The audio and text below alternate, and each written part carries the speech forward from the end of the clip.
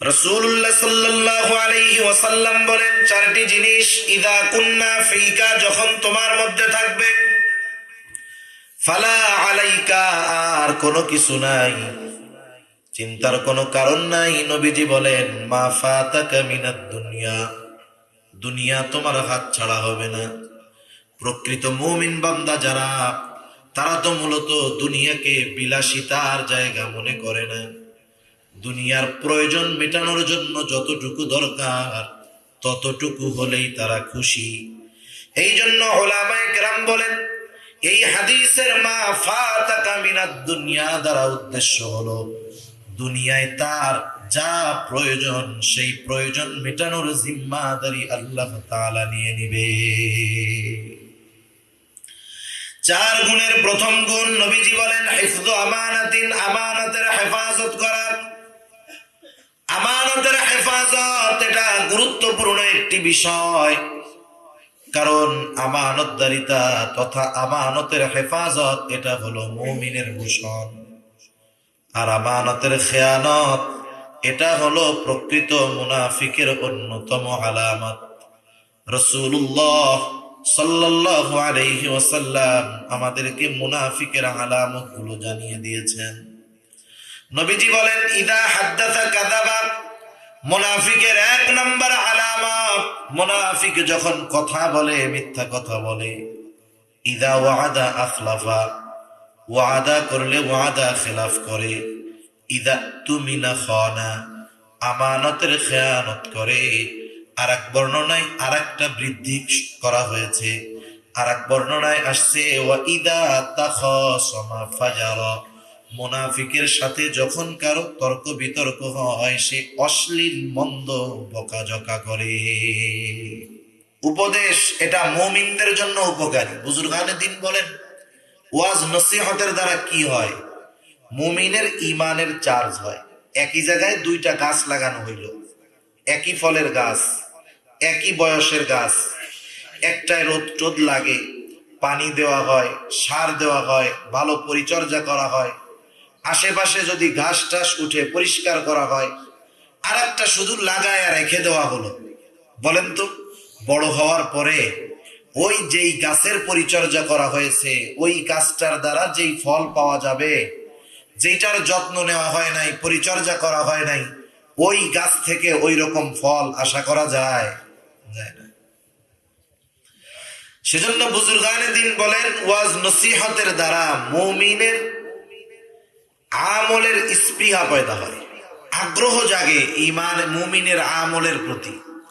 এজন্য আমাদের উচিত নসিহতের মজলিস গুলায় বসার সময় দেওয়া। কে বলতেছে এ বিষয়টা খেয়াল না করা, কি বলতেছে এটা খেয়াল করা। যা বলতেছে এটা যদি আমার জন্য উপকৃত হওয়ার সামগ্রী হয়, তাহলে কে বলতেছে, সে ঢাকার থেকে আসলো নাকি আমার মসজিদের ইমাম, এগুলো বাছাই চাচাই করা আমাদের জন্য উচিত নয়। কারণ অনেক সময় আমরা মনে করি যে দূরের থেকে যারা আসে এরা মনে হয় খুব দামি দামি কথা বলে। বিষয়টা এমন না। আমাদের আশেপাশে কাছে অনেক আহলুল্লাহ, বুজুর্গানে দিন, উলামায়ে কেরাম আছেন, যাদেরকে পাওয়ার জন্য বছরের পর বছর মানুষ প্রচেষ্টা করে। আমি কথাটা আমার মনে পড়লো, এই জন্য বললাম। হযরতের বাবা রহমাতুল্লাহি আলাইহি দুনিয়া থেকে চলে গেছে। খুলনায় এক জায়গায় এক মাদ্রাসায় 4 বছর চেষ্টা করার পরেও হুজুরে পায় নাই। খুব আফসোস তাদের। এরপরে হুজুর একটা প্রোগ্রামে গেছেন খুলনায়, কয়েকটা প্রোগ্রামে তারা খুব অনুনয় বিনয় করে এরপরে হযরতের কিছু সময় তারা শুধু মাদ্রাসায় একটু পড়া দেওয়ানোর জন্য নিয়েছেন, এতে তারা খুশি। তা সেজন্য অনেক বুজুর্গানে দিন আমাদের আশেপাশে থাকে, কিন্তু আমরা তাদের মূল্যায়ন বা তাদের মূল্য বুঝি থাকতে না চলে যাওয়ার পরে, ঠিক কিনা বলেন? এজন্য এই সমস্ত দামি মানুষগুলার কদর আমরা দুনিয়াতে থাকতে করব। আল্লাহ তৌফিক দান করুন। আল্লাহ সুবহানাহু ওয়া তাআলা তো ওয়াজ করেছেন কোরআনুল কারীমের মধ্যে। আল্লাহ তাআলা 500 আয়াত বিধানাবলী সংক্রান্ত, বাকি যেই আয়াতগুলো আল্লাহ তাআলা জান্নাতের ওয়াজ, জাহান্নামের ওয়াজ, বিভিন্ন গোত্রের ঘটনা, ক্ষেত্র বিশেষ বিশেষ ব্যক্তির ঘটনা, নবী রাসূলদের ঘটনা, জান্নাত জাহান্নামের নাজ নেয়ামত বিভিন্ন উপমা উদাহরণ দিয়ে আল্লাহ তাআলা ওয়াজ করছেন। ওয়াজ করতে বলছেন, নবীজিও সেজন্য ওয়াজ করছেন। রাসূল আকরাম সাল্লাল্লাহু আলাইহি ওয়াসাল্লামের ওয়াজ হাদিসের পাতায় পাতায় নবীজির ওয়াজ আছে। আমি সেই ওয়াজ মাখা নসিহত মাখা একটা হাদিস আপনাদের খেদমতে পেশ করেছি। রাসূল আকরাম সাল্লাল্লাহু আলাইহি ওয়াসাল্লাম এই হাদিসের মধ্যে আমাদেরকে 4টি বিষয়ের নসিহত করেছেন, উপদেশ দিয়েছেন। কোন ব্যক্তি যদি এই 4টি নসিহত গ্রহণ করে এই 4টি গুণ অর্জন করতে পারে, নবীজি জানায় দিলেন দুনিয়া তার হাত ছাড়া হবে না। সুবহানাল্লাহ। قال رسول الله صلى الله عليه وسلم أربع إذا كنا فيك فلا عليك ما فاتك من الدنيا। রাসূলুল্লাহ সাল্লাল্লাহু আলাইহি ওয়াসাল্লাম বলেন, 4টি জিনিস ইদা কুন্না ফিকা, যখন তোমার মধ্যে থাকবে, ফালা আলাইকা, আর কোনো কিছু নাই, চিন্তার কোনো কারণ নাই। নবীজি বলেন, মা ফাতাকা মিনাদ দুনিয়া, দুনিয়া তোমার হাত ছাড়া হবে না। প্রকৃত মুমিন বান্দা যারা, তারা তো মূলত দুনিয়াকে বিলাসিতার জায়গা মনে করে না। দুনিয়ার প্রয়োজন মেটানোর জন্য যতটুকু দরকার ততটুকু হলেই তারা খুশি। এই জন্য উলামায়ে কেরাম বলেন, এই হাদিসের মা ফাতাকা মিনাদ দুনিয়া দ্বারা উদ্দেশ্য হলো দুনিয়ায় তার যা প্রয়োজন সেই প্রয়োজন মেটানোর জিম্মাদারি আল্লাহ তাআলা নিয়ে নিবে। 4 গুণের প্রথম গুণ নবীজি বলেন হিফযু আমানাতিন, আমানতের হেফাজত করা। আমানতের হেফাজত এটা গুরুত্বপূর্ণ একটি বিষয়, কারণ আমানতদারিতা তথা আমানতের হেফাজত এটা হলো মুমিনের ভূষণ। আর আমানতের খেয়ানত এটা হলো প্রকৃত মুনাফিকের অন্যতম আলামত। রাসূলুল্লাহ সাল্লাল্লাহু আলাইহি ওয়াসাল্লাম আমাদেরকে মুনাফিকের আলামত গুলো জানিয়ে দিয়েছেন। নবীজি বলেন, ইদা হাদ্দাসা কাযাবা, মুনাফিকের 1 নম্বর আলামত, মুনাফিক যখন কথা বলে মিথ্যা কথা বলে। ইদা ওয়াদা আখলাফা, ওয়াদা করলে ওয়াদা খেলাফ করে। ইদা তুমিনা খানা, আমানতের খেয়ানত করে। আর এক বর্ণনায় আর একটা বৃদ্ধি করা হয়েছে, আর এক বর্ণনায় আসছে ওয়া ইদা তাখাসামা ফাজারা, মুনাফিকের সাথে যখন কারো তর্ক বিতর্ক হয় সে অশ্লীল মন্দ বকাঝকা করে। এগুলো হলো মুনাফিকের আলামত। এগুলা জীবাণুর মতো, ভাইরাসের মতো। কারো দেহের মধ্যে যদি ক্যান্সারের জীবাণু থাকে, ক্যান্সারের ভাইরাস থাকে, ওই ভাইরাস যদি গোটা দেহের মধ্যে ছড়ায় যায়, এটা তার মৃত্যুর কারণ হয়ে যায়। মুনাফিকের আলামত গুলা কারো মধ্যে যদি পূর্ণ বিস্তার লাভ করতে পারে, তার ঈমান নষ্ট করে ফেলে। ক্যান্সারের জীবাণুতে আক্রান্ত হয়ে মারা গেল, ঈমান থাকলে তো জান্নাতি। কিন্তু কাউকে যদি মুনাফিকের যে আলামত, এই জীবাণু, এই ভাইরাস আক্রান্ত করে ফেলে, তাহলে তো তার আখিরাত পূর্ণই বরবাদ। সেজন্য এগুলো আমাদের মধ্যে থাকলে এগুলো বাইর করে ফেলা। তাহলে রাসূলুল্লাহ সাল্লাল্লাহু আলাইহি ওয়াসাল্লাম 1 নম্বর জানা দিলেন, মুনাফিকের অন্যতম আলামত হলো আমানতের খেয়ানত করা। আমানতের হেফাজত এটা যে শুধু একটা ভালো কর্ম সম্পৃক্ত বিষয় এমন নয়, বরং আমানতদারিতা ঈমান সম্পৃক্ত বিষয়। এই জন্য নবীজি সাল্লাল্লাহু আলাইহি ওয়াসাল্লাম বলেন, লা ঈমানা লিমান লা আমানাতা লা, যার মধ্যে আমানতদারিতা নাই তার ঈমান নাই। কত গুরুত্বপূর্ণ একটি বিষয় আমানতদারিতা। অথচ আমাদের সমাজে অনেক ভালো মানুষ আছে, নামাজি আছে, আমানতদারিতার ব্যাপারে স্বচ্ছ ধারণা না থাকার কারণে অনিচ্ছায় তারা আমানতের খেয়ানত করে ফেলতেছে, বোঝেও না, টেরও পায় না। সেজন্য আমাদের জানতে হবে আমানত গুলা কিসের মধ্যে হয়। সাধারণত আমাদের ধারণা হলো আমানত মনে হয় শুধু লেনদেন সংক্রান্ত বিষয়ের মধ্যেই হয়। আমাদের কাছে কেউ সম্পদ রাখলো, আমি এই সম্পদটা যথাযথ সময়ে যথাযথভাবে মালিকের কাছে ফিরাইয়া দিলাম। আমি মনে করি আমি বড় আমানতদার, মানুষেও মনে করে হুজুরে বড় আমানতদার। কিন্তু আমানত শুধু লেনদেন সংক্রান্ত বিষয়ের মধ্যেই সীমাবদ্ধ নয়, বরং আমানত এটা ব্যাপক একটা জিনিস। শুধুমাত্র না জানার কারণে আমরা অনেক মানুষ নিজের অজান্তে খেয়ানত করতেছি। আর একটা আফসোসের ব্যাপার হলো যে লেনদেন সংক্রান্ত আমানতদারিতাও পরিপূর্ণভাবে আমাদের মধ্যে নাই। আমার কাছে একজনের সম্পদ আছে, আমার দায়িত্ব হলো সম্পদ তার মালিকের কাছে ফিরাইয়া দেওয়া। এটা আমার উপরে দায়িত্ব দিয়েছে আল্লাহ তাআলা। অনেক সময় হয় আমার কাছে কারো সম্পদ আছে, যারটা আছে তার আবার মনে নাই আমার কাছে আছে, আমার মনে আছে। এখন তার মনে নাই বিদায় আমার কাছে এই সম্পদ রেখে দেওয়া, আমার ভোগ করা আমার জন্য কি বৈধতা আছে নাকি? বৈধতা নেই। যেহেতু সে না জানলেও ফেরত দিতে হবে, এ দায়িত্ব আমার, অথচ আমরা আর একজনের মুখের থেকে কেড়ে নিয়ে সেটা রেখে ফেলতেছি। আল্লাহ রাব্বুল আলামিন কোরআনুল কারীমের মধ্যে বলেন, ইন্নাল্লাহা ইয়া'মুরুকুম আন তু'আদ্দুল আমানাতি ইলা আহলিহা। নিশ্চয়ই আল্লাহ তাআলা তোমাদেরকে আদেশ করিতেছেন। কি আদেশ? আন তু'আদ্দুল আমানাতি ইলা আহলিহা, যে তোমরা আমানত তার হকদারের কাছে ফিরাইয়া দাও।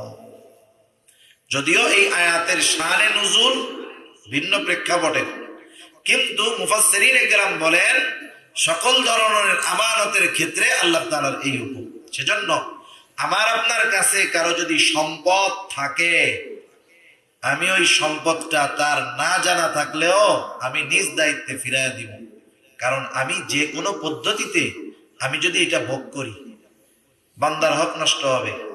সাথে সাথে আল্লাহ রাসূল সাল্লাল্লাহু আলাইহি ওয়াসাল্লাম বলেন, জমি জমা সংক্রান্ত যদি হয়, নবীজি বলেন কেউ যদি অন্যায়ভাবে কারো 1 বিঘত জমি দখল করে, কিয়ামতের দিন 7 তবক জমিন তার গলার সাথে পেঁচায়া দেওয়া হবে।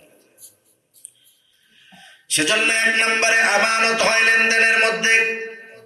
2 নম্বর, লেনদেনের মধ্যে শুধু আমানতদারিতা হয় বিষয়টা এমন নয়, আমানত কথাও আমানত হয়।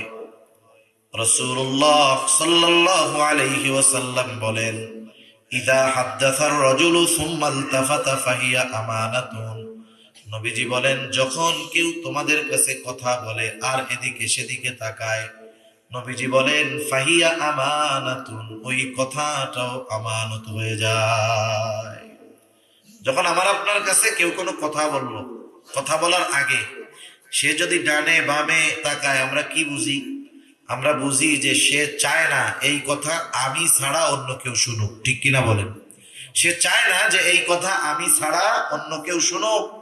এজন্য ডানে বামে তাকায় দেখছে যে তার কথা কেউ শুনে কিনা, তাদেরকে কথা বলতে কেউ দেখে কিনা। কিন্তু আমাদের অভ্যাসটা পুরা ব্যতিক্রম। খালি যদি বলে যে আপনার কাছে এই কথা বললাম, আপনি আর কারো কাছে বললেন না, তাইলে সকালে যদি এই কথা বলে, দুপুর হইতে হইতে 100 জনের কাছে কথা পৌঁছায় দেয়। আর কি বলে? যে যারে বলে শুধু বলে আমি তোমাকে বললাম, তুমি আর কাউরে বললো না। এই যে দেখেন, কথাটা আমার থেকে কারো কাছে বলা মানা ছিল, আমি হয়তো একজনের কাছে বলছি, কিন্তু কথা পৌঁছায় গেছে 100 জনের কাছে। ক্ষতি কি আমার? আমি তো খেয়ানতের শুরু করলাম। এই কথাটা যত জনের কাছে পৌঁছাইলো, সকলের সমপরিমাণ গুনাহ আমার একা আমলনামায় যোগ হয়ে গেল। এজন্য অনেক কথার মধ্যে মানুষের সম্মান নিহিত থাকে। আবার এমন কথা গোপন করা যাবে না। একজন আমার আপনার কাছে এসে যদি এমন কোনো কথা বলে, যেই কথা গোপন করলে দ্বীনের ক্ষতি হতে পারে, যে কথা গোপন করলে দেশের ক্ষতি হতে পারে, যে কথা গোপন করলে মানুষের ক্ষতি হতে পারে, দ্বীনি প্রতিষ্ঠানের ক্ষতি হতে পারে, ওই সব সময় এই কথাগুলা বলে দেওয়া জরুরি, গোপন রাখা যাবে না। সেজন্য মানুষের সম্মান যেই কথাগুলার মধ্যে নিহিত, অনেকে বিশ্বস্ততার কারণে অনেকে পারিবারিক কথাবার্তাও আমাদের কাছে বলে। নিজের পরিবারের বিষয়গুলো বলে, যেই বিষয়গুলো যদি বাহিরের মানুষ জানতে পারে তার সম্মান ক্ষুণ্ণ হবে, মানুষের সামনে সে লজ্জিত হবে। কিন্তু আমরা কি করি, সম্পর্ক যখন ভালো থাকে কথাটাকে গোপন করে রাখি, কিন্তু যখন তার সাথে সম্পর্ক খারাপ হয়ে যায় তার ওই কথাগুলা আমি মানুষের কাছে বলে দেই। সম্পর্ক যখন ভালো ছিল তখন আমানতদার ছিলাম, সম্পর্ক খারাপ এখন আমি কি করলাম, কথাগুলো আরেকজনের কাছে বলে দিলাম। এটাও ঠিক না। আমার আপনার নবী মুহাম্মদুর রাসূলুল্লাহ সাল্লাল্লাহু আলাইহি ওয়াসাল্লাম শত্রুর আমানত কিভাবে হেফাজত করছেন এটা আমাদের অজানা নয়। যখন হিজরতের রাত্রে মদিনার উদ্দেশ্যে নবীজি সাল্লাল্লাহু আলাইহি ওয়াসাল্লাম রওনা দিবেন, একজন ইংরেজ সাহিত্যিক নবীজির আমানতদারিতা নিয়ে, চরিত্র নিয়ে সে লিখতেছে তার ভাষায় যে মুহাম্মদ এমন একজন ন্যায়পরায়ণ মানুষ, এমন একজন আমানতদার মানুষ যে তার ঘোর শত্রু নিশ্চিন্তে তার চাইতে দামি বিষয়টা সংরক্ষণের জন্য রাখতেও দ্বিধাবোধ করত না। সুবহান। শত্রু একেবারে নির্দ্বিধায় তার সবচাইতে দামি সম্পদ মুহাম্মাদের কাছে রাখতে কোনো দ্বিধাবোধ করত না। আর এখন তো আমরা ভাই ভাইয়েরটা খেয়ে ফেলতেছি, আর শত্রুরটা পাইলে কি হবে। নবীজি সাল্লাল্লাহু আলাইহি ওয়াসাল্লাম হিজরতের রাত্রে রওনা হবেন। হযরত আলী রাদিয়াল্লাহু তাআলা আনহুকে নিজের বিছানায় শোয়া গেলেন। কারণ কি, নবীজি যখন রওনা হবেন তখনও নবীজির কাছে কাফেরদের আমানত ছিল, সম্পদ রাখা ছিল। নবীজি হযরত আলী রাদিয়াল্লাহু তাআলা আনহুকে দায়িত্ব দিয়ে গেলেন, আলী এই সম্পদগুলা যথাযথভাবে প্রকৃত মালিকের কাছে পৌঁছায়া দিবা, এরপর তুমি মদিনার উদ্দেশ্যে রওনা হবা। সেজন্য শত্রুর আমানত আমরা যথাযথভাবে হেফাজত করব, রক্ষণাবেক্ষণ করব। আমি যদি এই কথার খেয়ানত করি, এক ভাইকে মানুষের সামনে লজ্জিত করার জন্য তার দোষ ত্রুটিগুলো বলে বলে বেড়ায়, কি হবে? আল্লাহ রসুল বলেন, যে মুসলমান অপর মুসলিম ভাইয়ের দোষ ত্রুটি গোপন করবে কিয়ামতের দিন আল্লাহ তাআলা তার দোষ ত্রুটি গোপন রাখবে। আর যদি কেউ তার ভাইকে অপমান করার প্রচেষ্টা করে, অপদস্থ করতে চায়, আল্লাহ তাআলা দুনিয়া আখিরাতে তাকে অপদস্থ করবে, সে যদি ঘরের কোণে লুকায়াও থাকে। সেজন্য অপর মুমিন ভাইয়ের কথার মধ্যে যদি সম্মান নিহিত থাকে, যেটা বললে সে লজ্জিত হবে, এই কথাগুলো আমরা বন্ধু যখন থাকবে হেফাজত করব, শত্রু হইলেও হেফাজত করব, বলবো না। 3 নাম্বার দায়িত্ব আমানত। এই সাউন্ডটা ভালো হইতেছে না, বক্সের আওয়াজটা সুন্দর করে।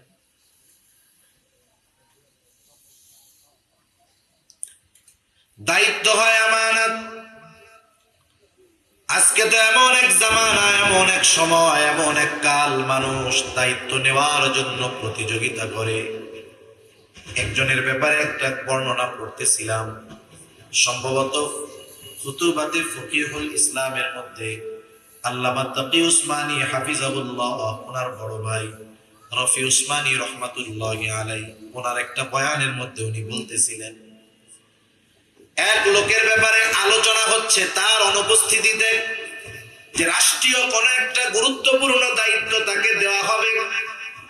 তার অনুপস্থিতিতে যখন এই আলোচনা হলো, ওই আলোচনার মধ্যে যারা ছিলেন তাদের মধ্য থেকে একজন গিয়ে তাকে বলতেছে, ভাই তোমার ব্যাপারে তো এই আলোচনা হলো, হয়তো তোমাকে একটা গুরুত্বপূর্ণ দায়িত্ব দেওয়া হতে পারে। যখন তার কানে খবর গেল রাষ্ট্রীয় গুরুত্বপূর্ণ একটা দায়িত্ব তাকে দেওয়া হতে পারে, দেওয়া হয় নাই, আলোচনা আসছে, এখনো সিদ্ধান্ত হয় নাই। যখনই কানে এই কথা গেছে, তার মাথার মধ্যে চিন্তা পেরেশানি ঢুকে গেছে। যদি দায়িত্ব দিয়ে দেয় তাহলে এই দায়িত্বের ভার কে বহন করবে? দায়িত্ব দিয়ে দেয় নাকি, এই চিন্তা আর ভয়ে লোকটা রাতের বেলায় গাঠি গুঠি নিয়ে এলাকা ছেড়ে পালায়া চলে গেছে। যদি দায়িত্ব দিয়ে দেয় তাহলে কি হবে? আমাদের ইমাম আযম আবু হানিফা রাহমাতুল্লাহি আলাইহি, এই একই বলা, আওয়াজ যদি না হয় মাইকের আওয়াজ দেন, বক্স বন্ধ করে দেন, মাইকের আওয়াজ বাড়ান। হ্যাঁ, আপনি আওয়াজটা সুন্দর মতো ক্লিয়ার করে ছাড়বেন, এত কিছু লাগবে না। ইকো অত দিয়ে ইকো কম।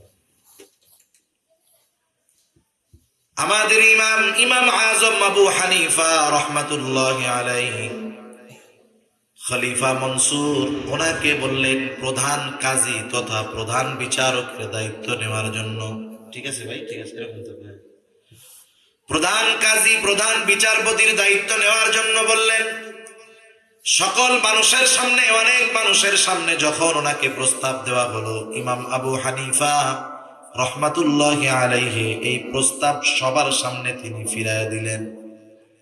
খলিফা মানুষের সামনে এত বড় দায়িত্বের প্রস্তাব দিয়েছে, গ্রহণ তো করলেন না, বরং মানুষের সামনে যখন খলিফার প্রস্তাব ফিরাইয়া দেওয়া হলো, খলিফা প্রচন্ড রকমের রাগান্বিত হয়ে গেলেন।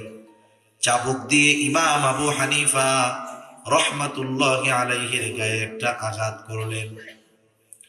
খলিফা মনসুরের চাচা খলিফা মনসুরকে বলতেছে, ও মনসুর, তুমি কাজটা ভালো করো নাই, তুমি ইমাম আবু হানিফার কাছে ক্ষমা চাও।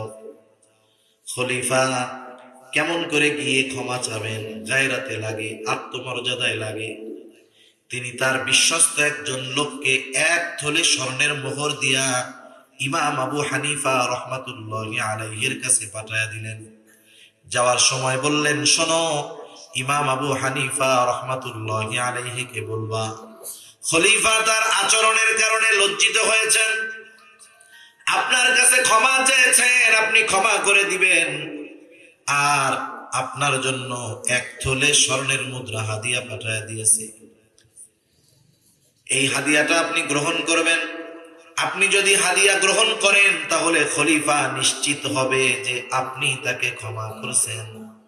লোকটা চলে গেল ইমাম আবু হানিফার কাছে, যা বলতেছে, খলিফা লজ্জিত হয়েছে, আপনার কাছে ক্ষমা চেয়েছে, আপনি অনুগ্রহ করে ক্ষমা করে দেন।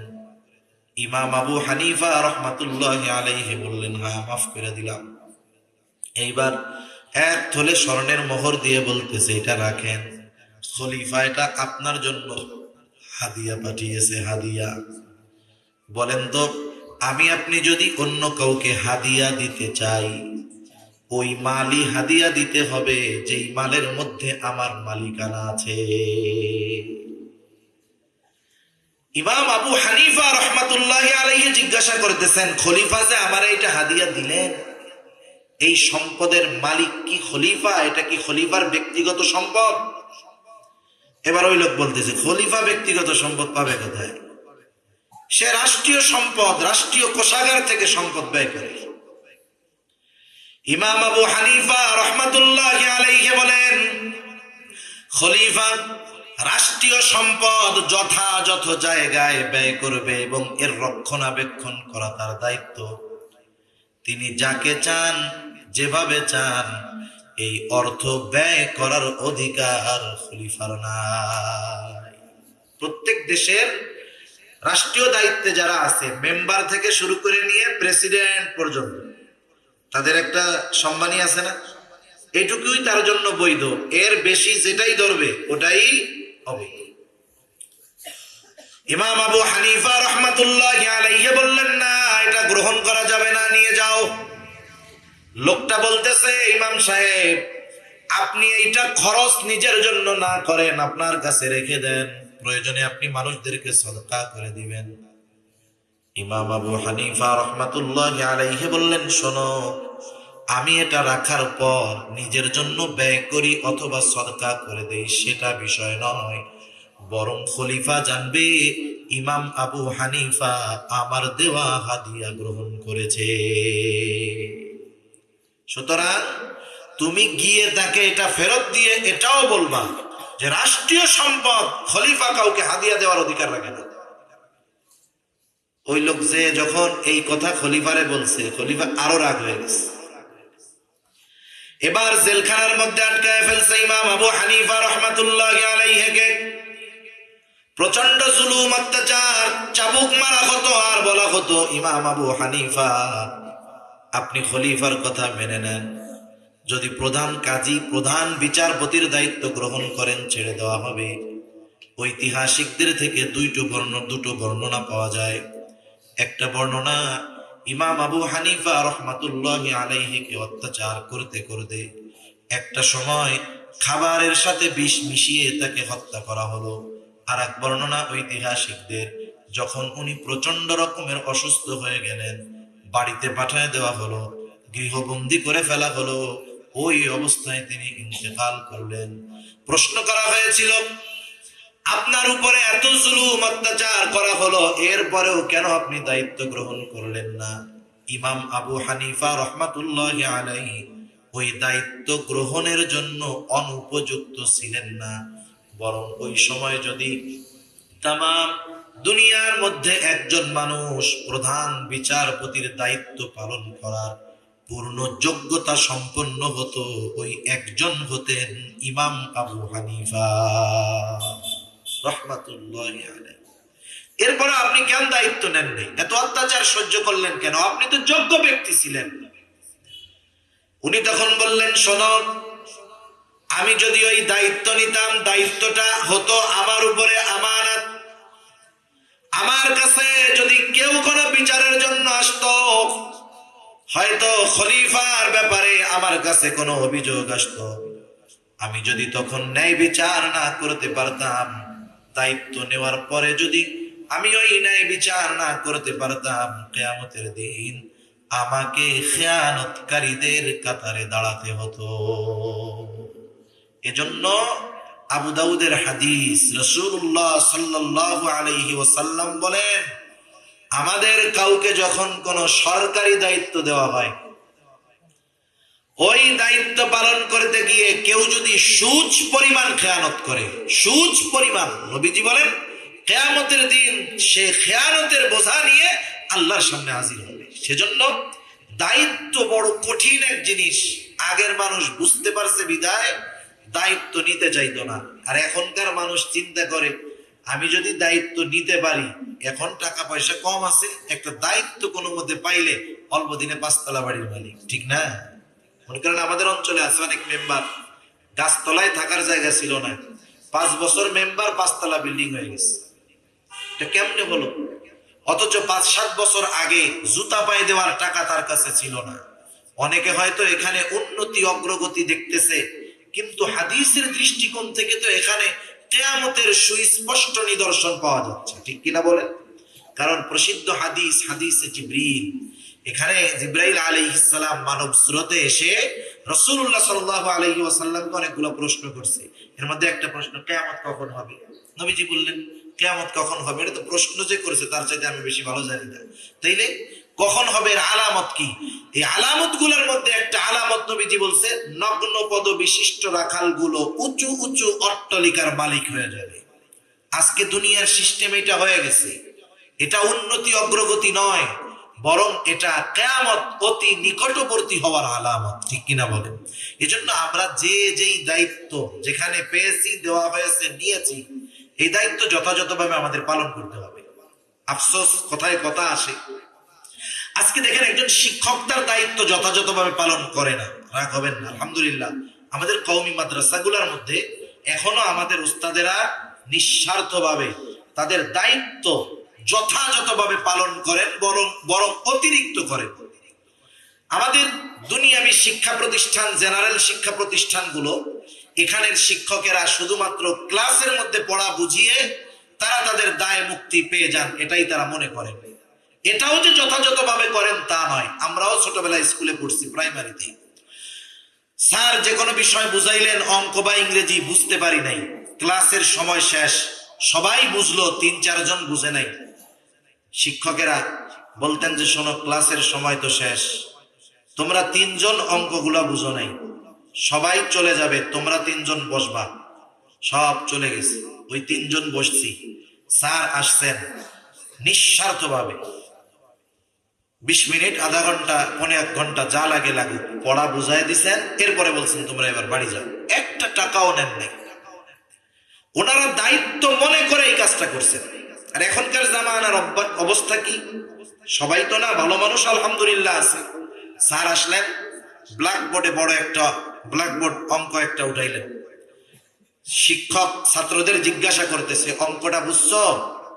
সবার মেধা তো সমান নয়, কেউ একবার বললে বোঝে, ওই জিনিস কাউকে বোঝানোর জন্য 10 বার বলা লাগে। সামনের টেবিলের 2-3 জন বলল, স্যার বুঝতে পারছি। বাকি 15-20 জন বুঝে নাই। তারা বলল, স্যার আমরা তো বুঝি নাই। স্যার কি বলে, সব কি ক্লাসে বোঝা যায়? প্রাইভেটে তো আসো না, কেমনে অঙ্ক বুঝবা? ওই যে প্রাইভেটে এসে অঙ্ক বুঝাই দিব না, কোচিং এ এসে অঙ্ক বুঝাই দিব না। এই স্যার, তার দায়িত্ব ছিল ক্লাসে যেই ছাত্র বুঝে না তাকে বুঝাই দেওয়া। এই স্যার এই দায়িত্ব পালন করলো না, মাস শেষে কি বেতন কম নিবে নাকি? কম নিবে না তো, পরিপূর্ণ নিবে। তাহলে এই শিক্ষক যার মধ্যে এই অভ্যাস আছে, সে দায়িত্বের খেয়ানতকারীদের একজন।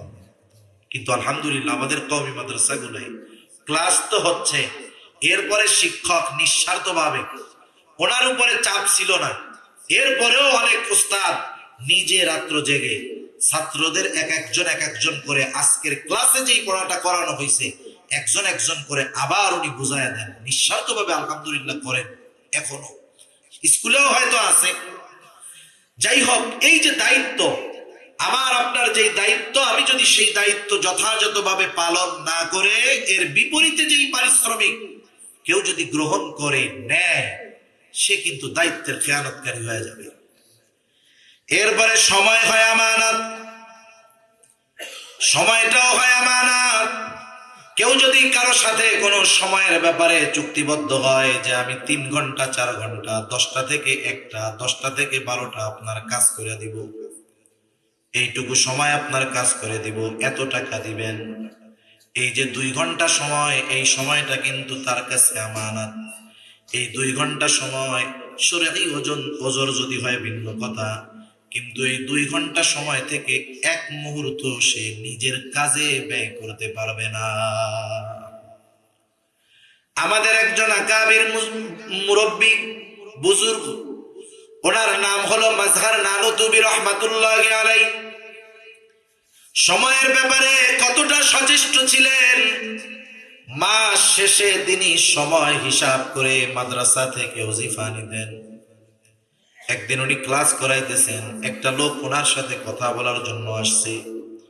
খুব জরুরি কথা, না বললেই নয়। হযরত ক্লাসের পড়া বন্ধ করে দিয়ে লোকটার সাথে কথা বললেন। কথা বলা শেষ, লোকটা চলে গেল। নিজে ওনার নোটের মধ্যে লিখে রাখলেন, অমুক দিন অমুক ক্লাসে এই কয় মিনিট সময় আমি আমার নিজের কাজে ব্যয় করছি। মাসের শেষে যখন ওনারে ওজিফা দেওয়া হলো, উনি সারা মাসের সময়ের হিসাব করে ওই যেটুকু সময় নিজের কাজে ব্যয় করেছিলেন, ওই পরিমাণ সময়ের অর্থ তিনি অফিসে ফিরিয়ে দিলেন। অফিস থেকে বলতেছে, হযরত এই টাকাটা কি বেশি গেছে নাকি? তিনি বললেন, না বেশি যায় নাই, বরং অমুক দিন অমুক ক্লাসে 10 মিনিট সময় আমি আমার নিজের কাজে ব্যয় করেছিলাম, ওই সময়ের বিপরীতে যেই অর্থ, সেটা আমার জন্য গ্রহণ করা উচিত হবে না। কেমন মানুষ তারা ছিল! সেজন্য সময়টাও হয় আমানত। মাঝে মধ্যে আমরা শুনি, ওই কথা শুনে আমরা প্রতিবাদও করি। কোন কথা? বিভিন্ন গার্মেন্টসে দেখি যে নামাজের জন্য সময় দেয় না, এরকম করে না? অনেক জায়গায় করে। এই করার পিছনেও কিছু কারণ আছে। দাও, আমার পরিচিত কয়েকজন লোক আছে, জিজ্ঞাসা করছি এক জায়গায়, এরকম কেন আপনারা করেন? আপনারা তো মুসলমানের ঘরের সন্তান, নামাজ নিজেরা না পড়েন, অন্যরা পড়তে চায়, তাদের পড়তে দেন না কেন? বলে, হুজুর আমরাও তো মানুষের আন্ডারে কাজ করি, গুনাহ তো কম বেশি আমরা করি, কেউ নামাজ পড়তে চাইলে কি ফিরানো যায় না? তাইলে বাদ দিচ্ছেন কেন, পড়তে দেন না কেন? বলে, শুনেন, আসরের নামাজে একজন নামাজ পড়তে যাবে, আসরের নামাজ ওযু ইস্তিনজা জরুরত সব দিয়া ধরেন 20 মিনিট লাগবে। যদি তার বাথরুম করতে হয়, ওযু করতে হয়, নামাজ পড়তে হয়, 20 মিনিট লাগবে। ও বের হইল 3:30টার সময়, নামাজের কথা হইলা, ও আসে 4:30টার সময়, 1 ঘন্টা নামাজ পড়ে 5-10 মিনিটে, বাকি 50 মিনিট বাইরে যায়, চা নাস্তা খায়, বিড়ি সিগারেট খায়, গল্প গুজব করে। এইরকম কিছুদিন দৃশ্যমান হওয়ার পর উপর থেকে আমাদের উপরে চাপ আসে, বাধ্য হয়ে আমরা বন্ধ করে দিই। এখন বলেন, আপনারা যখন ঢাকা চট্টগ্রাম বা কোনো জায়গায় সফরে যাই, আমরা বাসে চললে, বাসে নামাজের সময় নামাজের বিরতি দেওয়া হয়। ঢাকা চিটাগাং রোডে আলহামদুলিল্লাহ এই রোডগুলার অধিকাংশ বাস ডাইকা নামাজ পড়া এরকমও আছে। আবার কিছু গাড়ি বিরতি দিতে চায় না। এর কারণ কি? আমি একটু খেয়াল করে দেখলাম এরও একটা কারণ আছে। কারণ কি? যে বাস নামাজের জন্য দাঁড়াইল, ওই নামাজিদের জন্য ওই জায়গায় দেরি হয় না, দেরি হয় বেনামাজির জন্য। নামাজি চিন্তা করে যেহেতু নামাজের বিরতি, কেউ জানি কোনো কথা না বলতে পারে, যথা দ্রুত সম্ভব অজু থাকলে গিয়ে নামাজে দাঁড়ায়, অজু না থাকলে অজু করে দ্রুত নামাজ পড়ে আবার সে চলে আসে। সব নামাজি হাজির, এখনো 3 সিট খালি, 3 জনের খবর নাই, 5-6 মিনিট পার হয়ে গেছে। কই উনরা? ওই দূরে তাকায় দেখে ওনারা বিড়ি টানতেছে। এখন বলেন, এই যে সমস্যা পড়ে নামাজিরা, এই ধরনের মানুষগুলার জন্য, যারা সময়ের আমানত ঠিক রাখতে পারে না, 2-4-10 জনের জন্য নামাজিরা নামাজ পড়তে পারতেছে না, যারা পড়তে বাধা দিচ্ছে তারা তো পাপ করতেছে, কিন্তু যাদের খেয়ানতের কারণে নামাজিরা নামাজ পড়তে পারলো না, তারা কি ছাড় পেয়ে যাবে নাকি? সেজন্য এই বিষয়গুলো খেয়াল রাখা, সময়টাও আমানত। শরীয়তের সকল বিধিবিধান আমানত। আল্লাহ রাব্বুল আলামিন বলেন, ইন্না আরাদনাল আমানাতা আলাস সামাওয়াতি ওয়াল আরদি ওয়াল জিবাল ফাআবাইনা আন ইয়াহমিলনাহা ওয়া আশফাকনা মিনহা ওয়া হামালাহাল ইনসান। আল্লাহ তাআলা বলেন, আমি এই আমানত আসমানের কাছে, জমিনের কাছে, পর্বতের কাছে পেশ করলাম। তারা প্রচন্ড ভীত সন্ত্রস্ত হয়ে গেল, আমানত তো বহন করলো না, গ্রহণ করলো না।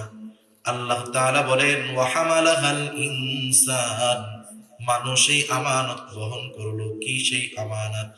মুফাসসিরিনে কেরাম বলেন, সেই আমানত হলো কোরআন। কেউ বলেন সেই আমানত হলো শরঈ সকল বিধিবিধান।